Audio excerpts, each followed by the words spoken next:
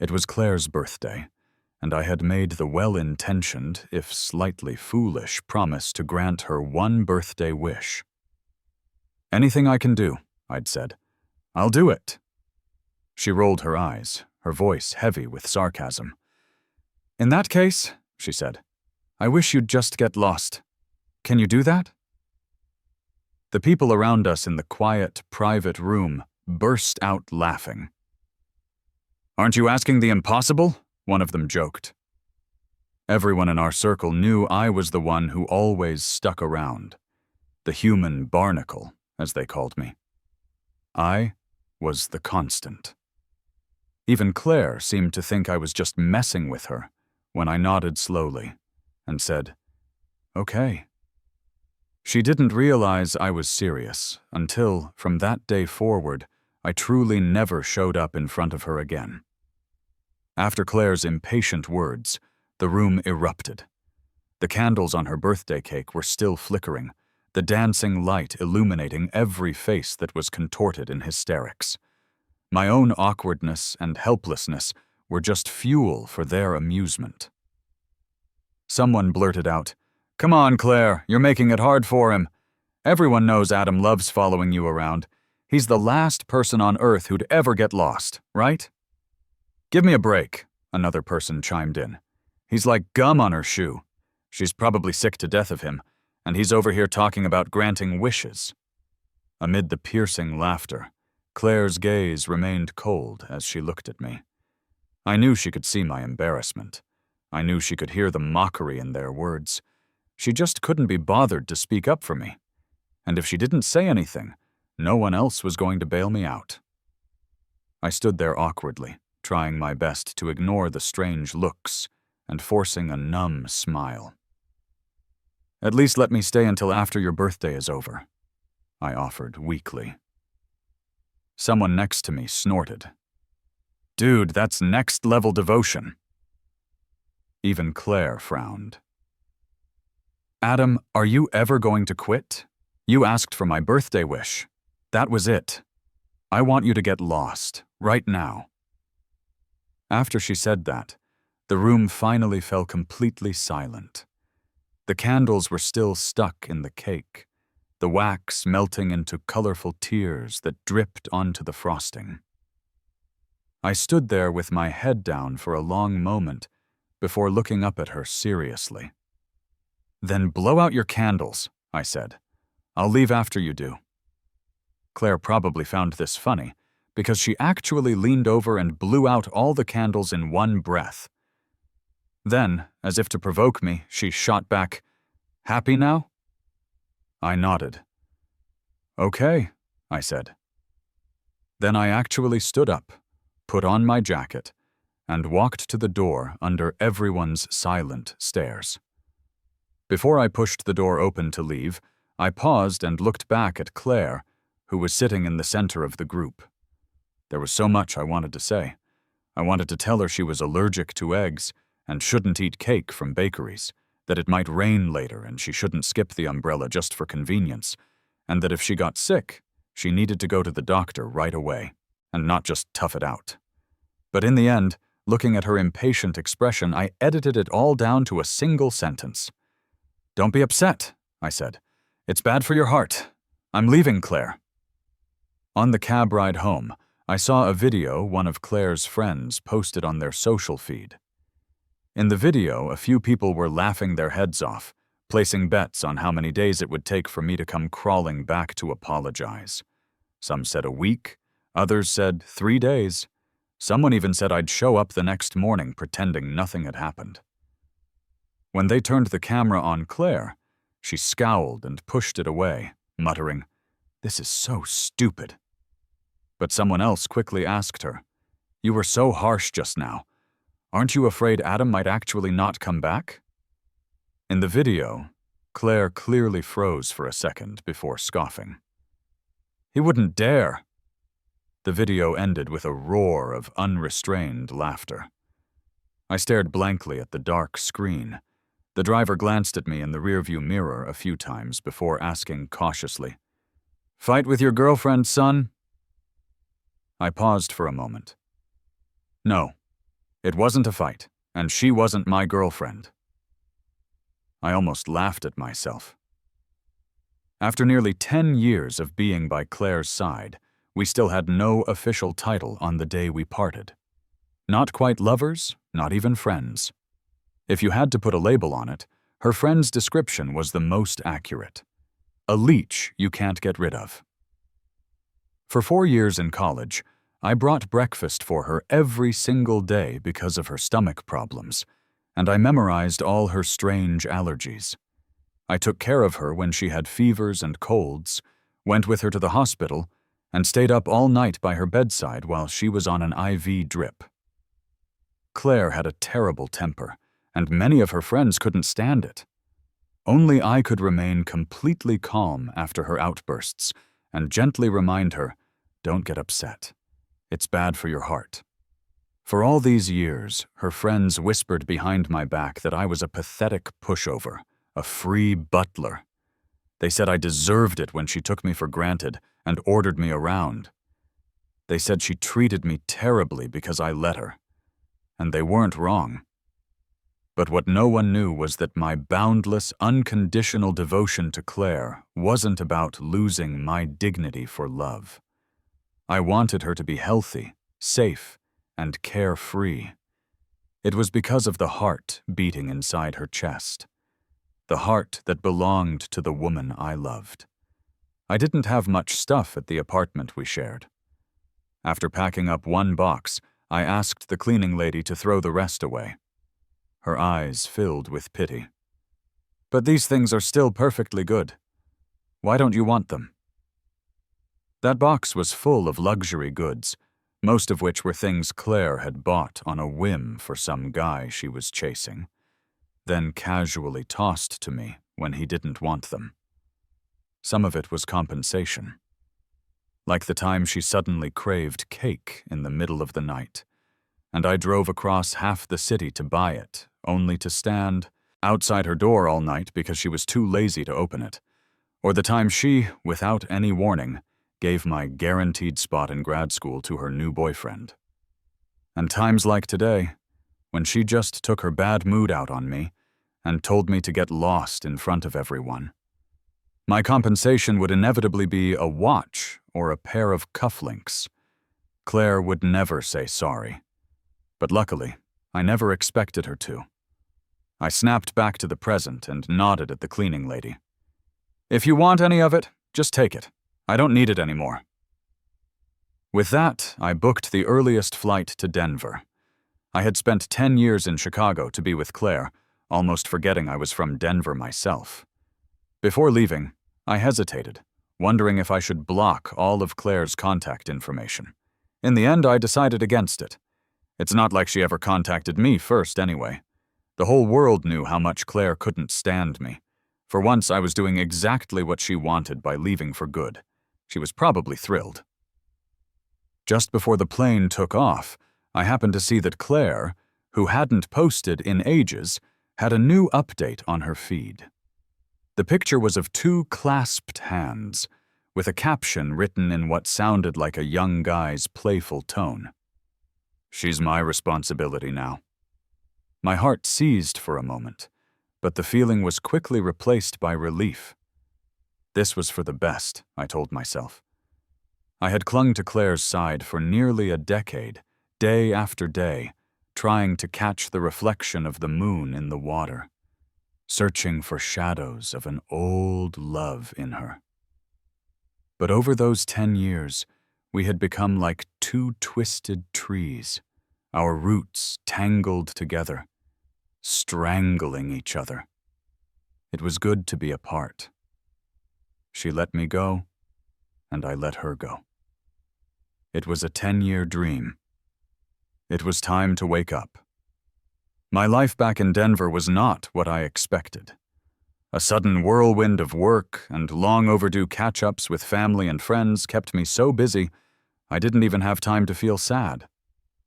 Claire called a week after I got back, on the same day as my college reunion. When the name Claire flashed on my screen, I thought I was seeing things.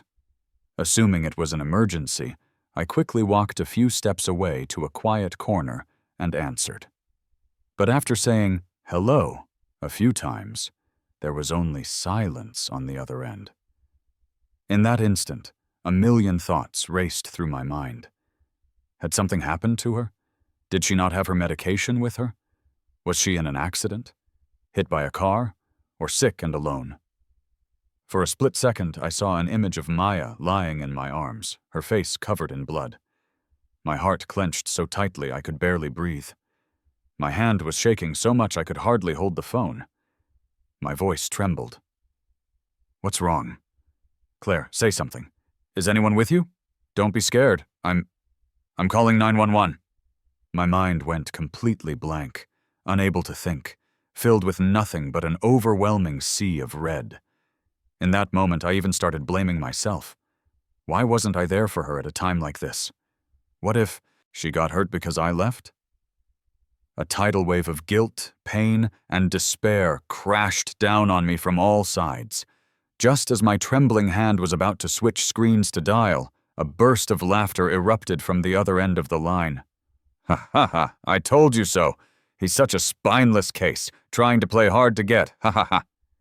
Knew he was faking it. One call and he cracks. Claire was right all along." I stood frozen, as if struck by lightning.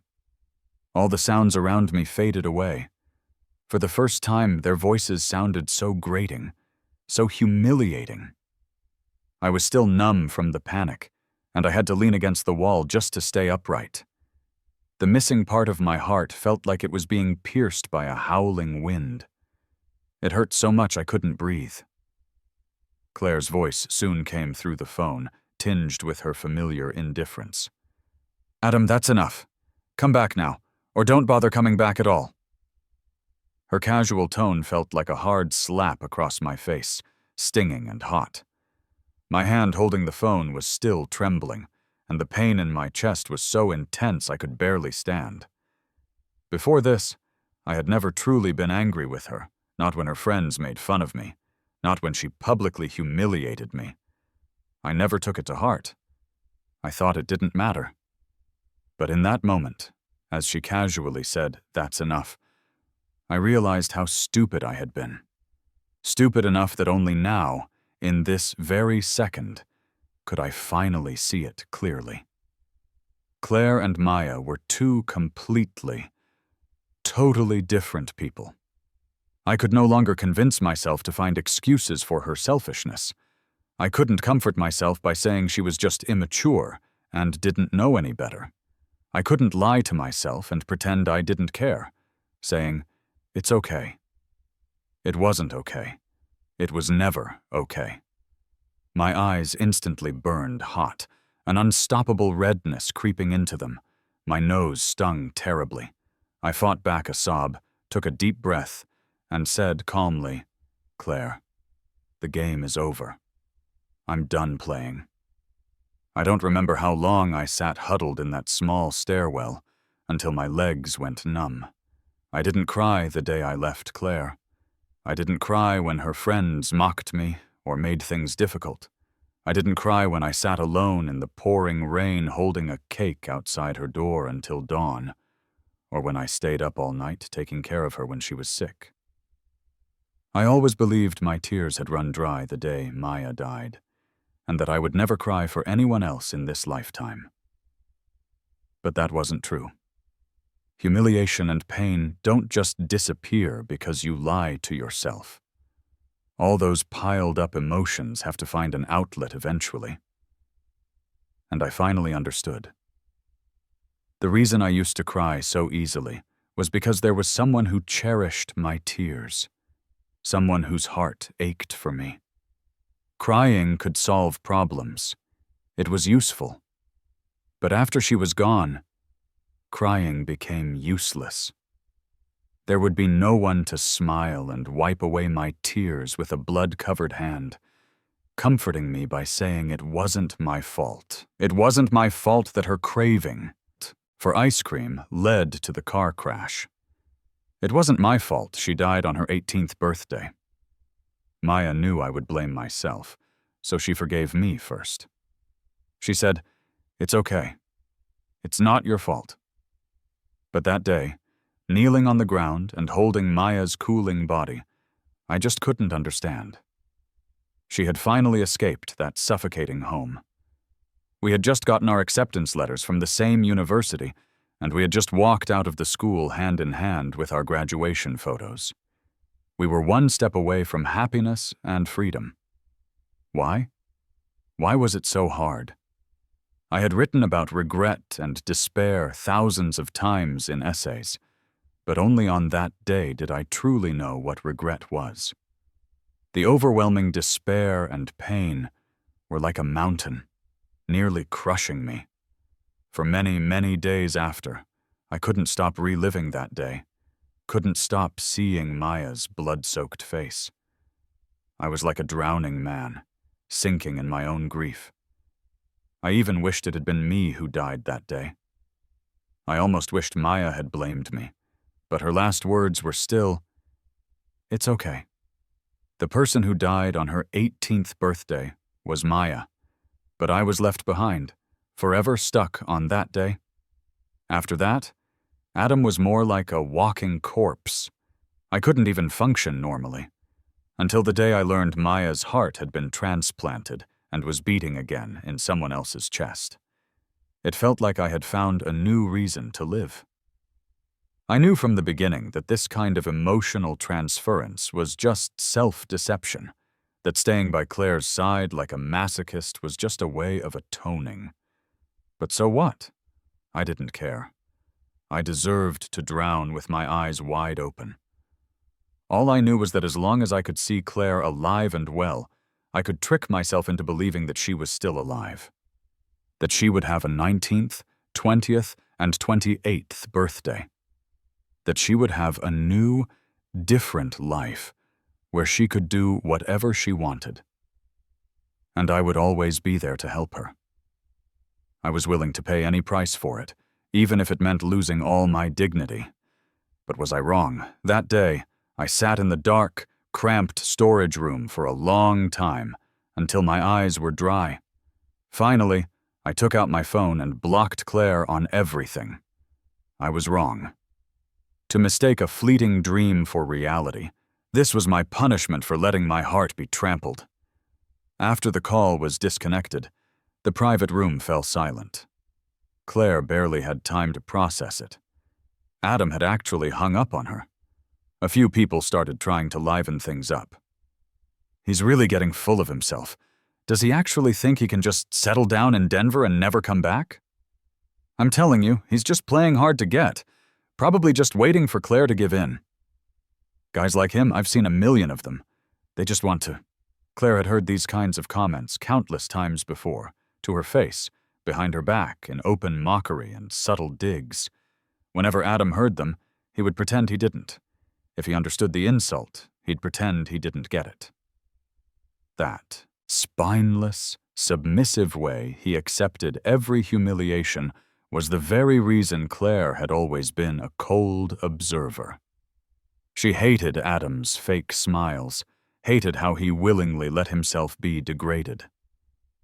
In those moments, Claire would always feel like Adam was atoning for his sins through her eyes, through her embrace, listening for another person's voice in her heartbeat. Claire always had this feeling that Adam's love for her was shallow, superficial. That's why those comments never bothered her before. But in those few seconds of dead air after Adam hung up, his voice choked with emotion, Claire suddenly felt her heart skip a few beats. This wasn't how she had planned it. She had intended to give Adam an out, a way to save face. She had wanted to ask him why he'd moved out so suddenly without telling her, but none of those words ever came out. Claire grabbed an empty wine glass from the table and, without warning, smashed it on the floor. The room fell silent again. "Are you done?" she asked. Even Claire couldn't explain the source of the persistent irritation that she couldn't shake. Was it because she had impulsively let them use her phone to post that provocative status to get a rise out of Adam? Was it because she'd told him to get lost in front of everyone? Or was it because she had been so harsh on the phone just now? Claire didn't know. Of course she didn't. Because she was so used to being loved, she could trample on a sincere heart over and over again without consequence. So even with all these things she shouldn't have done, there would never be a single "I'm sorry." Her beautiful face turned cold again. After all, a little flicker of irritation wasn't enough to spark guilt, and that tiny bit of guilt was nowhere near enough to make her back down. Fine, don't come back, she thought, unfazed. He can't stay away forever. Just like the first time, the second time, and all the countless times before, there had to be a limit to how far Adam would push his luck. In June, my family set me up on a blind date with a doctor. My parents' exact words were, "You've been messing around out of town for years," and I didn't say anything. But now that you're back, you're not leaving again. Dr. Chen is young, successful, and has a stable career.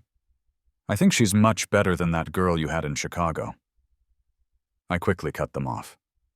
No problem. I'll do whatever you say. I agreed readily, but I didn't even add her contact information. My saturated work schedule was a reasonable excuse, but eventually I couldn't put it off any longer. On the day we were supposed to meet, Dr. Sarah Chen had an emergency surgery and asked if I could wait for her in her office at the hospital. I said that was fine. But the moment I stepped into the hospital, I regretted it. Hospitals were places that held too many painful memories for me. The smell of disinfectant always made me uncontrollably drift back into the past. After just a few minutes, I left her office, sent her a text saying I had to go, and planned to leave. But I wasn't paying attention to the directory, and when I looked up, I realized I'd gone the wrong way. Standing near the orthopedics department were a few familiar faces. Someone saw me from a distance and called out my name. "Adam, what took you so long?" I stood there for a moment, trying to place them, before realizing they were Claire's friends. I couldn't tell if the half-beat my heart skipped was from the urge to go over and ask if Claire was hurt, or from the subconscious impulse to turn and run. Before I could decide, one of them ran over and grabbed my arm. "I knew it! I knew that no matter how mad you were, you'd come as soon as you heard Claire was hurt. Adam, about last time..." He half dragged me toward the hospital room, probably assuming I'd gotten a text from someone and rushed over. It wasn't until he looked up and saw my completely indifferent face that he stopped. I took a step back and pushed his hand away. Just as I was about to speak, the door to the room opened from the inside. Claire was standing in the doorway on crutches, one leg in a cast. The moment she saw me, her eyes widened in surprise. But the surprise quickly turned to awkwardness, and she spoke in a cold, harsh tone. "What are you doing here?" As if afraid I'd see her true feelings, she averted her gaze to a point behind me, her voice unnaturally stiff. "I told you not to tell him." The friends behind her started trying to smooth things over, their teamwork seamless. "It's okay, Claire. Adam's here now, isn't he? He probably dropped everything and rushed to the hospital the second he heard you were hurt. Right, Adam?" Claire's expression softened slightly. "Don't get the wrong idea. I didn't come to Denver looking for you. I'm just here for a project. I know." I cut her off. Claire's head snapped up, her eyes landing on me again. It was only then that she finally realized. My expression held none of the worry she expected, not a trace of concern. It could even be described as exceptionally cold. I took another step back, finally getting a chance to speak again. "I'm not here for you either." For the first time, Claire's expression was one of pure confusion. She opened her mouth as if to say something, but before she could, a voice from behind me interrupted. "Adam? I thought you were waiting in the break room. How did you end up over here?" I turned toward the voice. Standing a few feet away was a graceful young doctor. She smiled and waved at me. "Come on, I'm done." It took me a second to realize this must be the doctor my family had set me up with. Sarah Chen. I nodded. "Okay." But just as I was about to turn, my arm was grabbed. I looked back. Claire was staring at me, her face dark, her hand gripping my arm with intense force. "Adam, don't you dare go with her." Her grip was so tight it felt like she was trying to crush my wrist. I frowned and tried to pull my hand away. "Let go," Claire ignored me, her eyes burning with a fire as she stared me down. Her voice sounded like it was being squeezed through her teeth. "I'll say it one more time. You are not going." But Sarah quickly stepped forward, pulling Claire's hand away and shielding me behind her. "Are you okay?"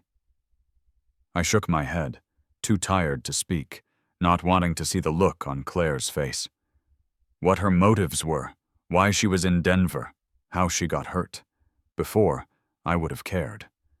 But after that phone call, none of it had anything to do with me anymore. "Let's go." As I turned to leave with Sarah, I heard Claire scream my name in a furious rage behind me. Then came the clatter of a crutch falling, the thud of a body hitting the floor, and the shocked cries of her friends rushing to help her up. But my steps only faltered for a second. I didn't look back. I was absent-mindedly following Sarah when she finally put me in the passenger seat of her car. Only then did she ask casually, "Was that her? The one who received Maya's heart?" My head shot up and I stared at her in shock, but Sarah's expression was one of someone who had expected this. It was only then that I realized where the sense of familiarity about Sarah came from. "You don't recognize me?" Sarah gave a self-deprecating laugh. "Adam, you really have a terrible memory." With that, she turned away from me, started the car, and merged into traffic. I dug through my memories, and finally the gentle, beautiful face before me merged with a younger, more innocent one from my past. "You're Sarah?" My voice suddenly failed me. I clenched my fists and said no more. Sarah was Maya's best friend in high school. Back then, our relationship could even be described as good. But after Maya died, I started deliberately avoiding everything and everyone related to my past with her. I couldn't accept that everyone else was living and moving forward while she alone was left behind. I cut off contact with many friends around that time, and Sarah was one of them. In the past 10 years, while Maya remained vivid in my memory, everyone else had been covered in a layer of dust. So much so that when my family mentioned her name, I didn't recognize it at all. "How did you know about the heart?" I asked, turning to look at Sarah's profile. 10 years had passed, and she was very different from the person in my memory. Most of my fragmented memories of Sarah also included Maya by her side. Seeing her, I couldn't help but wonder, if Maya were still alive, would she have become an outstanding doctor too? I must have been staring for too long, because Sarah turned her head and caught me looking. I felt a flush of embarrassment. "Where do you think you got the donor's information from all those years ago?" she asked almost instinctively. "It was you?" She didn't turn back or look at me, her tone slightly mocking. "If I had known back then that one sentence would trap your life in place, I probably—" Sarah stopped mid-sentence and laughed. "Again. I probably still would have told you. Adam, I never meant for you to get stuck in Chicago for 10 years. When I told you the news, I was just hoping you could look forward. Wounds heal, but scars don't disappear. I knew you needed a reason to live, but I still feel... I'm sorry." After Sarah's confession, I was suddenly at a loss for words. After a long silence, I spoke softly. "It's not your fault." She had only told me the news. I was the one who decided to atone for it through self-deception. I was the one who willingly degraded myself, hiding by Claire's side for 10 years, too afraid to face reality. Suddenly, it all felt so absurdly ironic. Sarah had secretly told me that Maya's heart would continue to beat in someone else's body so that I could move on. But I used that news to lie to myself for another 10 years. Only now could I say with confidence that I had accepted Maya's death. Adam, if Maya were still alive, she probably wouldn't want you to be like this. The car finally stopped in front of a restaurant. She turned her head and smiled at me. I know it. She never would have blamed you. So stop atoning. You have nothing to be guilty of. Sarah turned out to be a pretty funny and interesting person. If she hadn't brought it up herself, I would have had a hard time connecting her to the Sarah from my memories. When she dropped me off at my apartment building, she produced a gift from somewhere and handed it to me. Seeing my flustered expression, she explained perfectly. Don't read too much into it. Her tactfulness left me no room to refuse.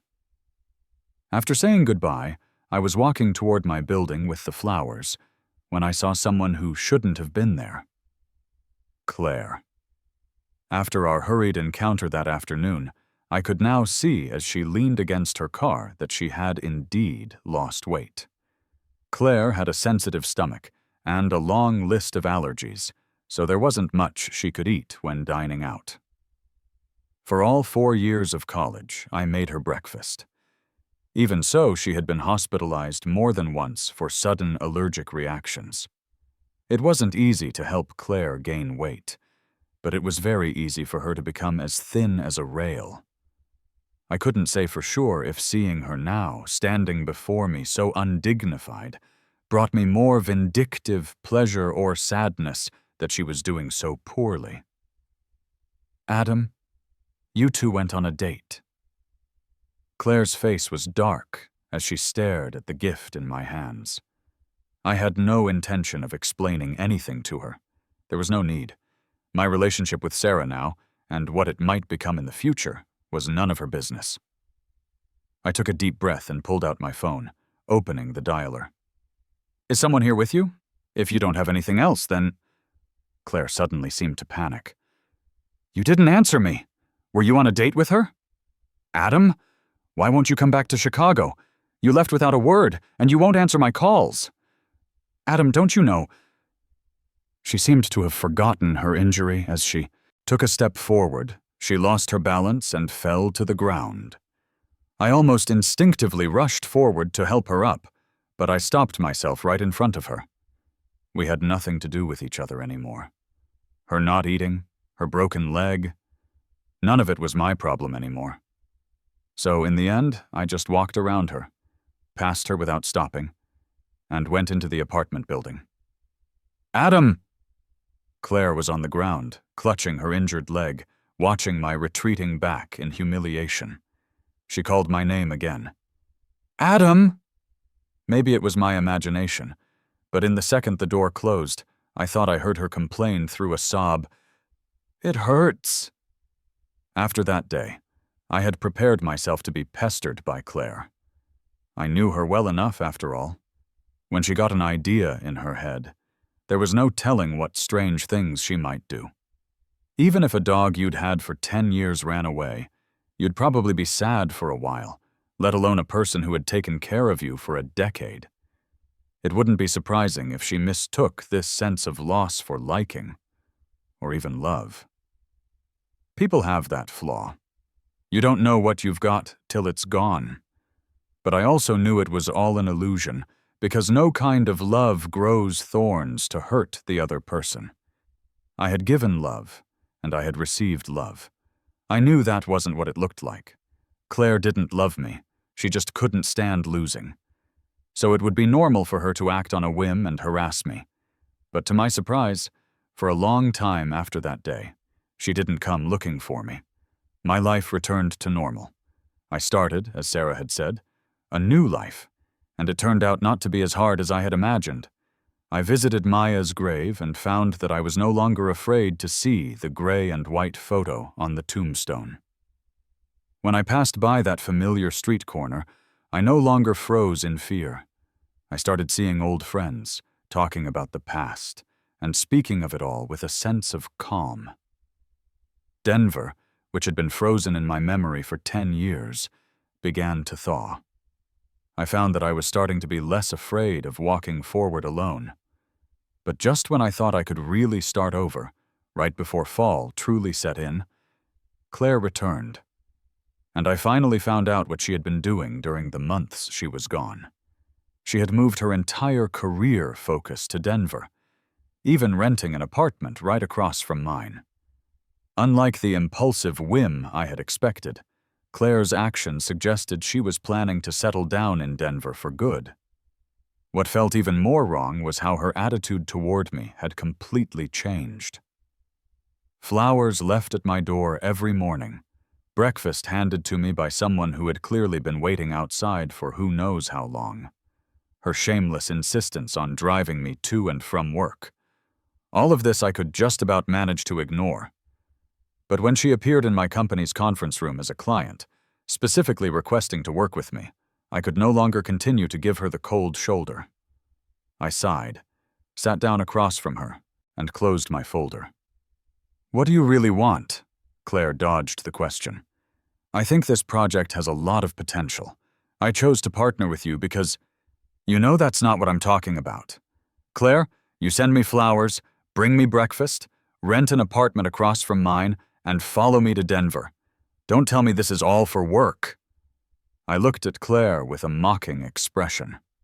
I knew that even if I spelled it out like this, she wouldn't take the initiative to apologize or admit she liked me. That's just who Claire was. She cared too much about her pride, especially with me. "No." She looked at me, as if finally mustering the courage to speak again. "Adam, I'm here for you." When she said those words so earnestly, it was so absurd and ridiculous. It was almost funny, truly. We had been together for 8, if not 10, years. During that time, my devotion to her wasn't total, but it was close to everything I had. I admit I was good to her because of the transplanted heart, but all those days we spent together were real. Not once did Claire ever give a positive response to my care or kindness. I know I brought this on myself. I deserved it. But now that I've stopped being a pathetic case trying to please her, shouldn't she just stay put in Chicago? Why? Why did she have to come find me? Wasn't she done playing games? Or was this some new trick? "Claire, do you even know what you're saying?" When I asked, she actually nodded with a serious expression. "I know you're resentful about what happened before. I can apologize. I'm atoning for what I did wrong. I hope you can forgive me." Her expression softened as she continued. "I wasn't the one who posted that thing you saw on social media the day you left Chicago. I didn't think you'd actually leave, Adam. I never wanted you to really leave me. I know I was wrong. Will you forgive me?" I always knew Claire was a smart person. She knew how to use her assets to make people soften. Finally, she was using that tactic on me. But as I looked at her, pleading pitifully, I felt absolutely nothing. In that moment, I suddenly felt there was no need to keep it a secret anymore. Whatever I might have owed Claire in the past, I had long since paid it back. We were even now. "Claire, you had a heart transplant, didn't you?" As I calmly laid everything out, Claire's face went pale. She, who was always so nonchalant and carefree, was rarely at such a loss, so utterly mortified. I don't believe you. You're lying to me." Claire shook her head, her eyes cast down, refusing to look at me. "You're just mad at me, so you're making things up to hurt me." I ignored her evasion and continued to open my own wounds. "You had a heart transplant in the summer you turned 18. All you know is that the donor died on the scene in a car accident and was declared brain dead. Her name was Maya. She was 18, too. Claire, you know whether I'm lying or not. She finally fell completely silent. I knew she believed me. After a long pause, Claire spoke again, her voice hoarse. So, you were good to me? You took care of me. It was never because you liked me, was it? She suddenly looked up, her eyes red as she stared into mine. I didn't avoid her gaze. I just nodded. Yes, I said. After those two words, Claire's tears suddenly started to fall. I had never seen her cry before. This was the first time. She whispered her accusation, her voice trembling, her tears silent. Liar, Adam, you're a liar. The tears kept streaming down her face, stripping the words of any threat. But she continued. How could you use me as a replacement for someone else? How could you just walk away after I started to like you? It's not fair. It was another one of Claire's tyrannical decrees, a rule that only the old, unconditionally obedient Adam would have followed.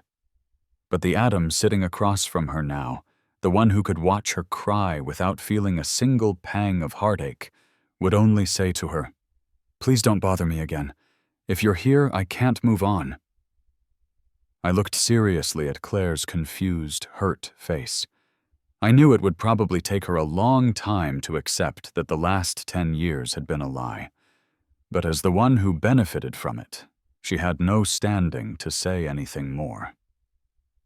Claire, let's just leave it at this. We're even. You don't belong in Denver, and neither do I. After that day, I really never saw Claire again. The client for the company project paid a hefty penalty to break the contract. The apartment across the street was, as expected, empty. No one showed up at my door at the same time every day with a new bouquet of flowers and a hot breakfast. But I decided to move anyway. Sarah came to help me on moving day. As the movers drove away, she magically produced another gift from her passenger seat. I took the gift and looked at her in surprise. You don't actually have a thing for me, do you? She laughed and gave my head a little shove. You're overthinking it. Seeing my relief, she asked suspiciously, What's that supposed to mean? Am I that bad? I waved my hands. Of course not. It's just that as I looked up at the bright sun, a late autumn wind carried a slight chill. I instinctively pulled my neck back into my fluffy coat. I told her, It's just that I think I'm fine on my own. I declined her offer to drive me to my new place and turned, walking forward at my own pace. The sun was bright, the air crisp and clear. I used to always be afraid of being alone, afraid of being abandoned, afraid of loneliness. But after all that fear, I realized there was nothing to be afraid of. You have to get used to being on your own. Being alone is fine.